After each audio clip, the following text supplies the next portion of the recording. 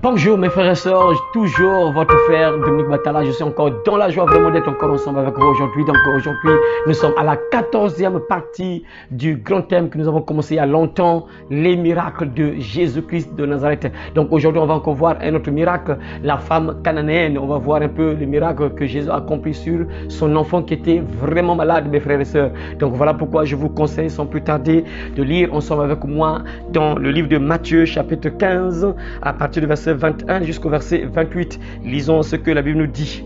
Jésus étant parti de là, se retira dans le territoire de Tyr et de Sidon. Et voici une femme cananéenne qui venait de ces contrées lui cria: Aie pitié de moi, Seigneur, fils de David. Ma fille est cruellement tourmentée par le démon. Il ne lui répondit pas un mot. Et ses disciples s'approchèrent et lui dirent avec insistance: renvoie-la, car elle crie derrière nous. Il répondit: je n'ai été envoyé qu'aux brebis perdues de la maison d'Israël. Mais elle vint se prosterner devant lui, disant: Seigneur, secours-moi.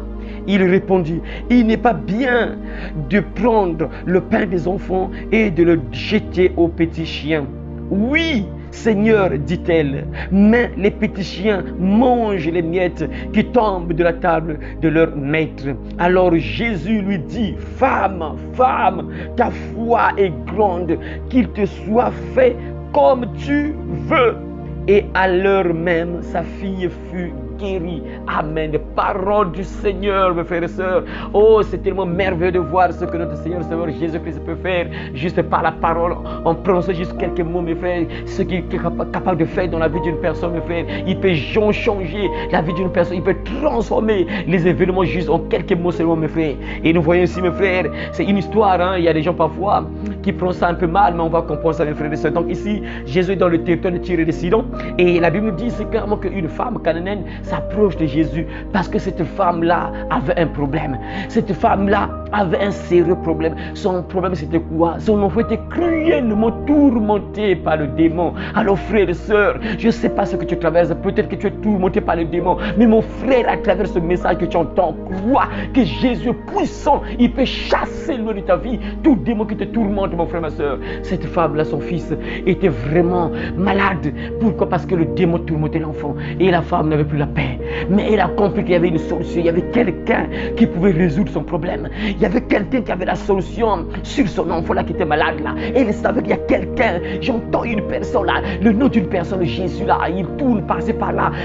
Cette femme savait que ce Jésus que j'entends parler là, ce Jésus là, il est capable de faire quelque chose. Et voilà pourquoi la femme cananéenne s'approche de Jésus, mes frères. Et elle commence à crier, mes frères et sœurs. Et elle commence à crier. Il criait: aie pitié de moi, Seigneur, fils de David. Ah, il savait qu'il était vraiment David. Il savait que vraiment Jésus était le fils de David. Et il savait. C'est ça, c'est très important, mon frère.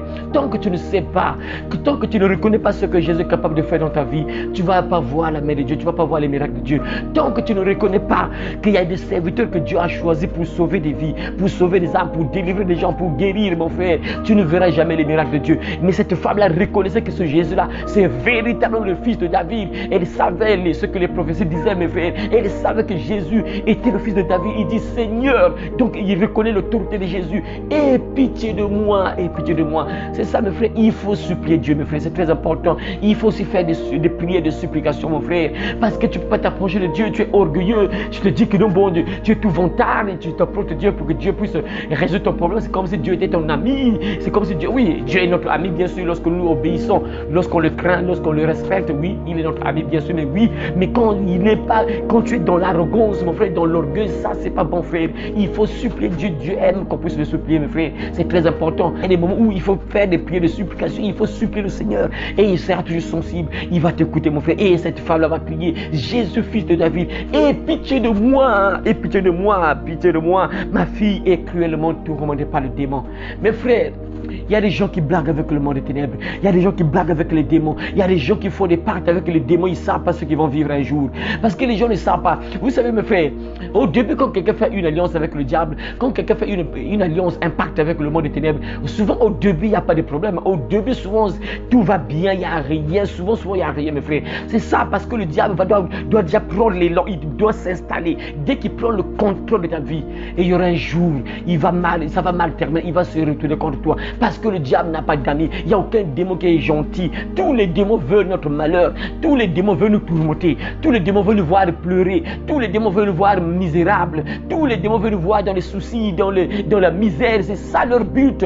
Jean 10, le voleur ne vient que pour voler, détruire, égorger. C'est ça le rôle des démons. Ils sont méchants. Il n'y a aucun démon gentil, mes frères. Et ceux qui ont fait des pactes avec le diable, qui sont là, qui sont riches, mes frères, ils vivent des choses. Ils ne peuvent pas vous dire, mes frères. Ils vous cachent la vérité. Ils ne sont pas en paix, mon frère. C'est ça. Le diable, il n'y a aucun démon gentil. Quand tu fais une alliance avec lui, tôt ou tard, mon frère, première année, peut-être que tu peux avoir la grâce. Hein. La première année, tout va bien. Mais la deuxième année, troisième année, ça va toujours déclencher. Parce qu'il va commencer à t'obliger à faire des choses pas bien déjà. Tu seras déjà mal à l'aise parce qu'il y a certaines choses qu'il va t'obliger à faire. Et si tu ne le fais pas, il te menace. Si tu ne le fais pas, je te tue. Et c'est ça. Et là, ça commence. Maintenant, la misère commence, mes frères. Et il y a des gens qui ne dorment plus parce qu'ils ont fait des pactes avec le monde des ténèbres, mes frères. Cet enfant-là n'avait pas fait des pactes avec le diable, mais il a eu la malchance. On ne sait pas comment le démon est entré dans sa vie. Il n'y a pas de détails. Hein, on ne nous a pas donné de détails. On ne sait pas comment le démon est entré dans sa vie, mais le pauvre enfant était tourmenté. Il était torturé sans pitié. Mes frères, cruellement, ça veut dire sans pitié. Le démon le tourmentait sans pitié, mes frères. Et la femme voulait que son enfant soit bien. Elle avait pitié de son enfant.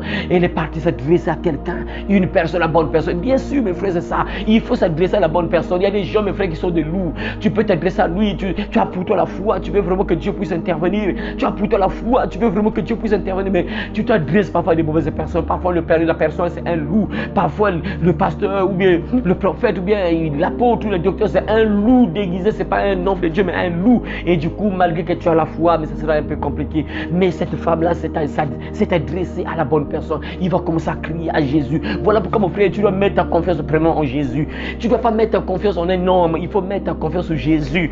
Oui, les serviteurs sont là, c'est juste des représentants. Mais mets ta confiance en Dieu. Mets ta confiance en Dieu. Regarde Jésus, lui qui est mort sur la croix pour toi. Pas le serviteur. Le serviteur, c'est juste un instrument. Et si tu t'approches du serviteur, en fixant tes regards sur Jésus, en fixant tes regards sur Dieu, mon frère, facilement tu peux voir la main de Dieu. Mais si tu te confies en une personne, la Bible dit quoi? Maudit soit l'homme qui se confie dans l'homme et qui prend la chair pour appui et qui détruit son cœur de l'éternel. Il a personne qui fait ça et maudite. Ça, c'est pas bon, mon frère. Jérémie 17, verset 5. Et la femme là va s'adresser à Jésus parce qu'elle savait que Jésus avait la capacité d'intervenir dans la vie de son enfant. Et après, elle a crié, aie pitié de moi. Mais quelle sera la réaction de Jésus? Écoutez, mes frères, parce que lorsqu'on crie à Jésus, on crie à Dieu. Dieu écoute, mes frères. Dieu écoute toujours. Mais le problème, c'est que est-ce qu'il va t'exaucer? Si tu es dans le mal, si tu es dans le péché, là, il va écouter, oui, mais il ne va pas t'exaucer. C'est ça le problème. Il peut t'écouter, il ne va pas résoudre ton problème. Il faut que tu sois d'abord en ordre. Il faut que tu arranges ta vie pour qu'il puisse résoudre ton problème. Donc Dieu écoute nos prières. Quand je prie pour toi, il t'écoute. Mais le problème, c'est qu'il ne va pas résoudre ton problème parce que ce que tu fais parfois l'énerve. Donc il faut que tu arranges ta vie. Il faut que tu demandes pardon afin qu'il puisse intervenir. Mais quelle sera la réaction de Jésus? Il lui répondit pas un mot. Donc Jésus ne lui répond pas. Incroyable. Il ne répondit aucun mot. Jésus ne répond même pas. La femme crie. Mais Jésus ne répond pas. Ça veut dire quoi encore? Oh, frère, sœur, tu dois comprendre une chose, mon frère. Lorsque tu pries, il y a longtemps que tu pries, peut-être tu as un problème, tu as une difficulté donnée, tu as un problème que tu veux que Dieu puisse résoudre, tu as un combat que tu mènes, mais tu cries à Dieu, tu cries à Dieu, mais c'est comme si Dieu ne t'écoute pas. Non, Dieu t'écoute. Dieu t'écoute. Parfois, c'est juste une épreuve. Il veut voir un peu quelle sera ta réaction. Tu as prié 2 fois, tu as prié 3 fois, tu as prié 1 semaine, tu as prié 1 mois. Dieu te met juste à l'épreuve pour voir un peu quelle sera ta réaction. Est-ce que tu vas continuer à te mettre? Est-ce que tu vas continuer à mettre ta foi en lui? Ou bien tu vas changer de voie? Ou bien tu vas changer de chemin? Est-ce que tu vas peut-être consulter le diable? Parfois, c'est une épreuve que Dieu met là. Jésus, la femme a crié, mais la Bible dit quoi? Jésus ne répondit aucun mot. Donc, il ne répond pas. Ça ne veut pas dire que Dieu ne t'écoute t'écoute pas. Dieu t'écoute, mon frère. Mais il savait pourquoi il ne voulait pas d'abord répondre d'abord. Jésus ne lui répondit aucun mot. Donc toi aussi, mon frère, ma soeur, sache-le. Même si ça fait déjà une semaine, 2 semaines, 1 mois, 2 mois, une année que tu pries, mais c'est comme si Dieu ne t'écoute pas. Non, Dieu t'écoute. C'est que lui-même, il sait à quel moment il va te répondre, à quel moment il va résoudre ton problème, mon frère. Jésus ne lui répondit aucun mot et ses disciples s'approchèrent et lui dirent avec insistance, renvoie-la, car elle crie derrière nous. Et la femme criait tellement que ça même dérangeait les disciples, bien sûr. Les disciples, c'était pas bien aussi. La réaction là, c'est pas bien parce que la Bible dit, je ne mettrai pas dehors celui qui vient à moi. Dieu ne renvoie jamais la personne qui s'approche de lui. Vous voyez, mais les disciples là, animés par la chair sûrement, et ils vont dire à Jésus, non mec, non, renvoie cette femme là parce qu'elle crie derrière nous. Elle crie derrière nous, donc elle dérangeait tellement. C'est ça, frère. Continue à prier, ma soeur, continue à crier à Dieu. Même s'il y a des gens qui s'opposent, il y a des gens qui disent, ah mais toi aussi, il y a des gens qui veulent te décourager, qui te disent, ma soeur, ça fait longtemps que tu pries, mais ton problème n'est pas résolu. Ça fait 1 année, ça fait 2 ans, ça fait 3 ans, mais regarde, tu es toujours comme ça, stérile, tu n'inventes pas, tu n'es pas marié, tu ne travailles pas, regarde le voyage en question, ça ne marche pas. Ça fait des années que tu pries, continue, mon frère, ne vois pas ces barrières-là, ne vois pas ces obstacles-là. Continue, insiste, prie, mon frère, continue à crier à Dieu, continue à crier. Anne n'était pas désespérée, malgré qu'on se moquait d'elle, tout ça, mais elle n'était pas désespérée. Au contraire, elle fonçait. Elle continue à prier et ça a payé, mes frères. Ça paye toujours. Lorsque tu insistes, mon frère, lorsque tu persévères, la Bible nous dit quoi? Persévérer dans la prière. La Bible dit encore, prier sans cesse. C'est ça, mon frère. Donc, continue à crier. Quel que soit ce que tu vois là, même si Dieu ne t'a pas encore répondu, continue à crier. Prie encore, mon frère. Prie. C'est Jésus lui-même qui a dit, il faut toujours prier et ne point se relâcher. Ça, c'est Luc chapitre 18, verset 1. Jésus montrait une parabole. Dit quoi? Il faut toujours prier et ne point se relâcher. C'est lui-même Jésus qui a dit ça. Donc, il faut toujours prier, mon frère. Ne t'arrête pas. Continue, insiste, mon frère. Tu verras que Dieu va intervenir malgré les oppositions, malgré peut-être les gens qui vont chercher à te décourager, parce qu'il y a toujours des gens qui vont chercher à te décourager, mon frère, mais ne suis pas ces personnes qui veulent te décourager par des pensées, par des paroles, tout ça. Non, continue à prier, mon frère. Ton Dieu qui te voit va toujours intervenir, mon frère. Et après, quelle sera la réaction de Jésus lorsque les disciples disent que non, et renvoie là écrit derrière nous? Quelle est la réaction de Jésus? Écoutez la réaction de Jésus. Il répondit, je n'ai été envoyé qu'aux brebis perdues de la maison d'Israël. Je n'ai été envoyé qu'aux brebis perdues de la maison d'Israël. Oui, ok. C'est le verset, mes frères, ça c'est une parenthèse un peu que je prends. C'est le verset que beaucoup de gens, il y a même des musulmans, il y a beaucoup de gens qui utilisent ce genre de verset là pour dire que non, Jésus n'est pas venu pour sauver le monde entier, il est venu juste pour Israël. Ah, mes frères, c'est compliqué, vraiment c'est compliqué. Écoutez, mes frères, imaginez par exemple, je suis ici, moi je suis ici au Congo, Congo-Brazzaville, et on t'envoie en mission par exemple au Congo-Brazzaville, et tu as une mission au Congo-Brazzaville, tu as une mission qu'on t'a donnée au Congo-Brazzaville. Mais la mission, tu vas toujours commencer cette mission-là par une ville. Tu vas toujours commencer par une ville. Donc on peut dire par un peuple, on peut dire. Donc tu commences toujours par une ville. Après tu vas changer de ville. Après ainsi de suite, jusqu'à ce que tu vas gagner tout le territoire, donc tout le Congo. C'est la même chose pour Jésus.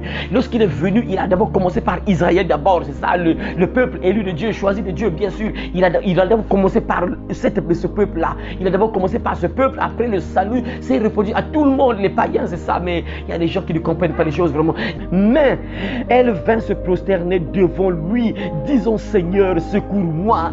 C'est la femme incroyable. Regardez un peu cette motivation-là, mes frères. Malgré les paroles que Jésus déclare, parce qu'elle était païenne, cananéenne, ça veut dire que c'est des païens, en fait, les gens qui ne connaissent pas Dieu. Donc malgré que ce que Jésus dit à cette femme-là, mais cette femme-là ne se décourage même pas. C'est parce qu'elle avait besoin que Jésus-Christ puisse intervenir. Regardez la motivation là, mes frères. C'est pour te dire quoi, quel que soit le découragement, quelles que soient les paroles qu'on peut prononcer contre toi, quel que soit ce qu'on peut te dire, ne te décourage pas, mon frère. Continue à crier. Tu as un Père qui t'aime, qui t'écoute également, qui va intervenir tôt ou tard, mon frère. La suite dit encore quoi? Mais elle vint se prosterner bien sûr devant lui, disant, Seigneur, secours-moi. Il répondit, il n'est pas bien, écoute encore une autre preuve, il n'est pas bien de prendre le pain des enfants et de le jeter aux petits chiens également. Regardez encore, mes frères, il dit encore, je n'ai été envoyé qu'aux brebis perdues de la maison d'Israël. Donc pas toi, toi qui es la païenne, c'est pas toi. La femme insiste. Jésus dit encore, c'est pas bien de prendre le pain des enfants et donner ça aux chiens, aux petits chiens. C'est pas normal, c'est pas normal. Il faut que les enfants mangent. Mais comment toi tu veux qu'on puisse prendre le pain des enfants, qu'on donne ça aux chiens. Imaginez mes frères, c'est comme une manière de dévaloriser la personne, mes frères. Regardez un peu. Mais c'était juste une épreuve. C'était juste une épreuve pour voir un peu quelle sera la réaction de cette femme-là, mes frères. Dieu peut nous faire passer par des épreuves. Tu te dis que non, on dit que Dieu m'aime pas. Dieu peut te faire passer par des épreuves. Parfois, tu te dis que mais pourquoi Dieu peut permettre ces choses comme ça? Non, parce qu'il veut faire quelque chose de grand dans ta vie. Il veut parfois te lever, mon frère, ma soeur. C'est ça. C'est parfois une épreuve seulement. C'est un test, mes frères. Et cette femme-là, c'était un test. C'était juste une épreuve, mes frères. Parce qu'on connaît la suite, mes frères. C'était juste une épreuve. Ce n'était pas pour dire que non, attends, nous savons tous que Jésus est amour. Nous savons tous que Jésus a guéri beaucoup de gens. Il était là, il est en train de nourrir les gens, il faisait du bien aux gens, il n'a jamais fait le mal. Alors, vous savez comment maintenant ici Jésus peut dénigrer une personne? Non, c'était juste une épreuve. Parce que, n'oubliez pas mes frères, les chiens c'est comme, en fait les chiens symbolisent des animaux qui sont impurs. Donc on peut dire païens. Donc c'est comme s'il disait que non, c'est pas bien de donner le pain des enfants aux païens, hein, des enfants de Dieu aux païens. C'est pas bon de donner le pain des enfants de Dieu aux païens. C'est pas bon. Donc, mais comme il utilise les chiens, les gens peuvent se dire que non, mais Jésus insulte cette femme-là. Non, c'est juste un test, c'est juste une épreuve, mes frères. C'est juste une épreuve. Et quelle sera la réaction de cette femme-là, mes frères? Écoutez encore la réaction de cette femme. Malgré les paroles que Jésus déclare, malgré ce que Jésus déclare là, mes frères, regardez encore la réaction de cette femme-là, mes frères. Écoutez encore la réaction, mes frères. Ah, mes frères, oui, Seigneur, dit-elle, mais les petits chiens mangent les miettes qui tombent de la table de leur maître. Ah, incroyable. Cette femme-là se dit que non, je m'en fiche. Moi, je veux, même si je suis une chienne, je préfère profiter ça. Donne-moi le pain là. Moi, j'ai besoin que tu m'aides. J'ai besoin que tu interviennes dans ma vie. Même si je suis une chienne, je m'en fiche. Moi, j'ai besoin que tu puisses intervenir. Incroyable, mes frères. Regardez un peu cette motivation-là. Et c'est là où Jésus, vous voyez, mes frères, le dernier verset prouve clairement que oui, c'était juste un test. Le dernier verset prouve que c'était juste un test. Qu'est-ce que Jésus va dire? Écoutez, alors Jésus lui dit, femme, ta foi est grande, femme, ta foi est grande. C'est clair, c'était juste un test. C'était juste une épreuve. Donc tout ce que Jésus disait là, les paroles que Jésus sortait là, c'était juste pour tester la foi de la femme. Jésus a remarqué que oui, cette femme a vraiment la foi. Donc c'était juste un test, mes frères. C'était juste une épreuve que cette femme-là subissait, mes frères, par rapport à ces paroles que Jésus déclarait, mes frères. Et là où Jésus a dit que femme, ta foi est grande. Ta foi est grande. C'est ça, ta foi est grande, mes frères. N'oubliez pas, mes frères, on a vu qu'il y a des moments où Jésus disait à ses disciples, homme de peu de foi, il a dit à Pierre, homme de peu de foi, pourquoi as-tu douté? Lorsque Pierre commence à s'enfoncer, il dit, homme de peu de foi, homme de peu de foi, homme de peu de foi, pourquoi as-tu douté? Regardez, incroyable, frère. Incroyable, mes frères. Jésus même a dit à Pierre, homme, un disciple de Jésus, quelqu'un qu'on a déjà donné la puissance, mes frères. Mais Jésus va nous dire, lorsqu'il a commencé à s'enfoncer dans l'eau, Jésus va nous dire, homme de peu de foi, pourquoi as-tu douté? Mais ici, Jésus dit à la femme là, femme, ta foi est grande. C'est ce que j'avais dit la fois dernière, que mon frère, il y a des situations, il y a des problèmes, il faut travailler ta foi. Si ta foi ne grandit pas, ça sera difficile que tu puisses voir le miracle de Dieu. Il faut travailler ta foi, tu dois travailler ta foi. Jésus va dire à cette femme-là, Pierre, il avait dit, pourquoi as-tu douté? Homme de peu de foi, peu de foi. Cette femme, il dit quoi? Femme, ta foi est grande, ta foi est grande, mon frère. C'est ça. Donc il y a des problèmes qui demandent une grande foi, mon frère. Ta foi doit augmenter, mon frère. Il faut prier que Dieu augmente ta foi, c'est très important, mon frère. Jésus va dire que femme, ta foi est grande, qu'il te soit fait comme tu veux, qu'il te soit fait comme tu veux. Incroyable, vrai. La foi débloque le miracle, mes frères. Quand tu as la foi, mon frère, peut changer le cours de ta vie, mon frère. Quand tu as la foi, Dieu peut te délivrer, Dieu peut te restaurer, Dieu peut te guérir, Dieu peut faire des grandes choses dans ta vie quand tu as la foi. Jésus va dire à cette femme, la femme, ta foi est grande, qu'il te soit fait selon ce que tu veux. Ah, incroyable, mes frères. Et il était là accroché malgré les obstacles, malgré tout ce que Jésus disait là. Et c'est pas fatigué, mes frères, et c'est pas découragé. Elle était là accrochée à Jésus. Et c'est là où Jésus va dire quand vraiment femme, tu as vraiment une grande foi. Va, qu'il te soit fait selon ce que tu veux, mes frères. Et la Bible dit quoi, mes frères? La suite c'est quoi pour terminer? Et à l'heure même, sa fille fut guérie. À l'heure même, sa fille fut guérie. À l'heure même, incroyable. Regardez, miracle instantané. Jésus ne prie même pas pour sa fille. Jésus ne prie même pas pour sa fille. Il dit seulement que femme, ta foi est grande. Qu'il te soit fait selon ce ce que tu veux. Aussitôt à l'heure même, sa fille fut guérie, incroyable. Le démon a quitté la fille, mes frères, juste par cette phrase-là, mes frères. Jésus n'a même pas prié, mes frères. Voyez, mes frères, ce que la foi est capable de faire dans la vie d'une personne. Quand tu as la foi, mon frère, quand tu as la foi, parfois on ne prie même pas pour toi. On ne prie même pas pour toi. Quand tu as la foi, parfois c'est juste une prédication que tu écoutes. Tu écoutes juste une prédication. Comme tu as la foi, déjà le miracle s'opère dans ta vie, mon frère. Dieu agit juste en écoutant juste la parole, parfois la prédication. Quand tu as la foi, Dieu débloque beaucoup de choses dans ta vie. Regardez cette femme-là, Jésus n'a même pas prié. Jésus dit, femme, ta foi est grande. Qu'il te soit fait selon ce que tu veux. Et à l'heure même, sans sa fille, son enfant, sa fille, fut guérie. Le démon a quitté, mes frères et sœurs. Alors, mon frère, travaille ta foi. Que cette histoire t'aide à comprendre que Dieu t'aime, mon frère. Quels que soient les obstacles, ne te décourage pas.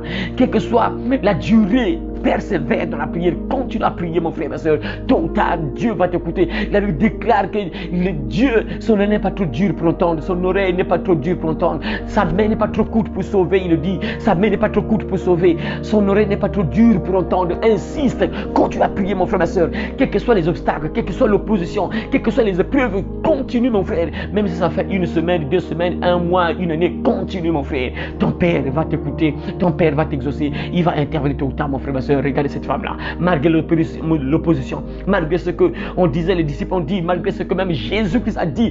Et Jésus, c'était juste une épreuve. Donc, mon frère, il y a des problèmes que tu peux vivre.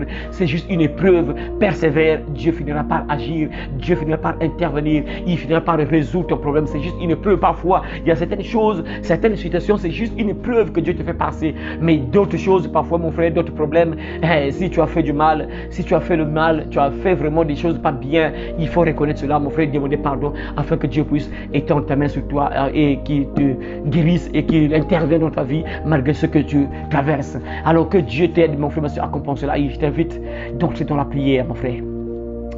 Seigneur Dieu, je te dis encore merci une fois de plus, ton Père. Oh, toi qui as encore permis, Seigneur Dieu, que je puisse encore transmettre ta parole, Seigneur. Tu as encore permis que mon frère, ma soeur, soit connecté, suive cette vidéo, regarde cette vidéo, écoute ce message. Père, Dieu te puisse. Voilà pourquoi, Seigneur Dieu, une fois de plus, je t'en prie, Seigneur Dieu, d'intervenir dans la vie de mon frère, ma soeur. Tu vois ce que mon frère subit. Tu vois ce que mon frère vit, oh Seigneur, ma soeur vit, Seigneur Dieu. Nous croyons en toi, Père. Nous mettons notre foi en toi. Nous savons que tu as le pouvoir d'intervenir dans nos vies, Seigneur. Tu as le pouvoir de résoudre nos problèmes, Seigneur. Tu vois, mon frère, tu vois ma soeur, Seigneur. Peut-être qu'il est tourmenté, Père, par les démons. Peut-être qu'il y a des démons qui le tourmentent la nuit. Lorsqu'il dort, il ne dort pas bien. Il est tourmenté la nuit, Seigneur. Son sommeil, c'est à moitié. Seigneur, mais nous savons que tu as le pouvoir, Seigneur, d'intervenir dans la vie de tes enfants, Seigneur. Tu as le pouvoir de résoudre le problème de mon frère. Tu as le pouvoir de résoudre le problème de ma soeur. Oh, Seigneur, notre Dieu, regarde mon frère. Regarde ma soeur. Regarde mon frère. Regarde ma soeur, Seigneur, qui est peut-être tourmentée par le démon. Qui est peut-être tourmentée par les sorciers, les sorcières, Seigneur Dieu, Père.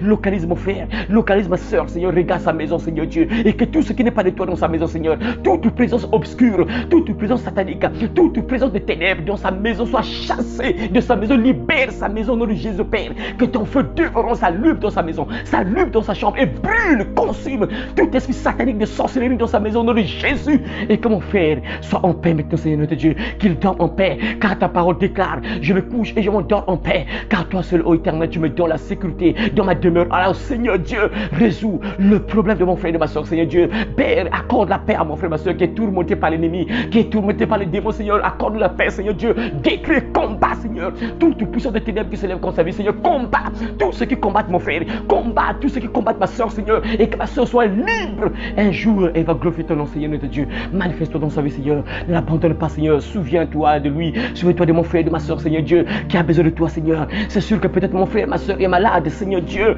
Oh, nous savons, Seigneur. On a tellement vu beaucoup d'exemples de quoi tu es capable, Seigneur. Nous savons maintenant, Père, que tu es fou, tu es capable. Tu as le pouvoir, tu as la capacité, tu as le pouvoir de guérir toute maladie. Alors, Seigneur Dieu, souviens-toi de mon frère et ma soeur qui est malade, Seigneur Dieu. Je sais que, Seigneur, en un clin d'œil, Seigneur, tu peux tout changer dans sa vie. En un clin d'œil, tu peux changer sa vie, Seigneur, notre Dieu, Père. Oh, éternel ami, étends tes mains puissantes et touche le corps de mon frère et ma soeur qui est malade, Seigneur Dieu. Père, déloge cette maladie du corps de mon frère et de ma soeur au nom de Jésus. Et que mon frère et ma soeur soient guéris par le nom puissant de Jésus de Nazareth, que la maladie quitte son corps au nom de Jésus-Christ et la guérison pleine d'effet dans son corps au nom de Jésus-Christ, au nom de Jésus-Christ, au nom de Jésus-Christ, au nom de Jésus-Christ. Oh Seigneur Dieu Tout-Puissant, mon frère, ma soeur, peut-être n'a pas trop de foi. Seigneur notre Dieu, peut-être que la foi de mon frère, de ma soeur est petite, Seigneur Dieu. Oh Père, agis dans sa vie, Seigneur Dieu. Augmente la foi de mon frère, de ma soeur. Augmente la foi de mon frère et de ma soeur, Seigneur Dieu, afin qu'il puisse voir encore plus de miracles, afin qu'il puisse voir plus de miracles dans sa vie, Seigneur Dieu. Augmente la foi de mon frère, ma soeur, Seigneur Dieu. Oh Père, toute puissance qui s'oppose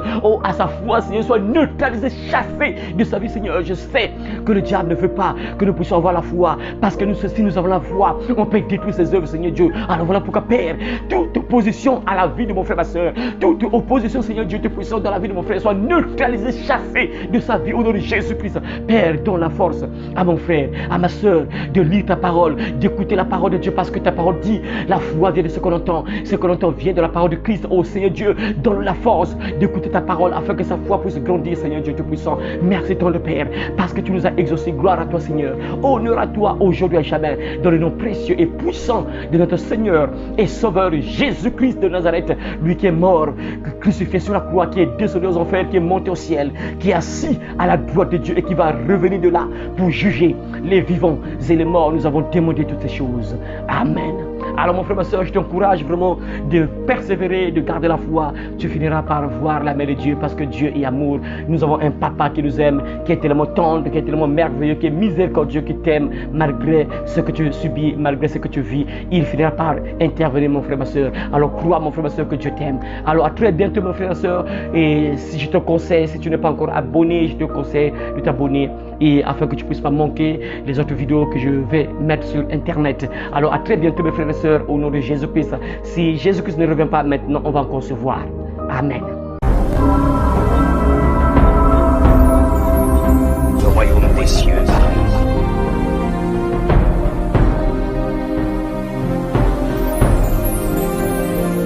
Repentez-vous, car le royaume des cieux est proche.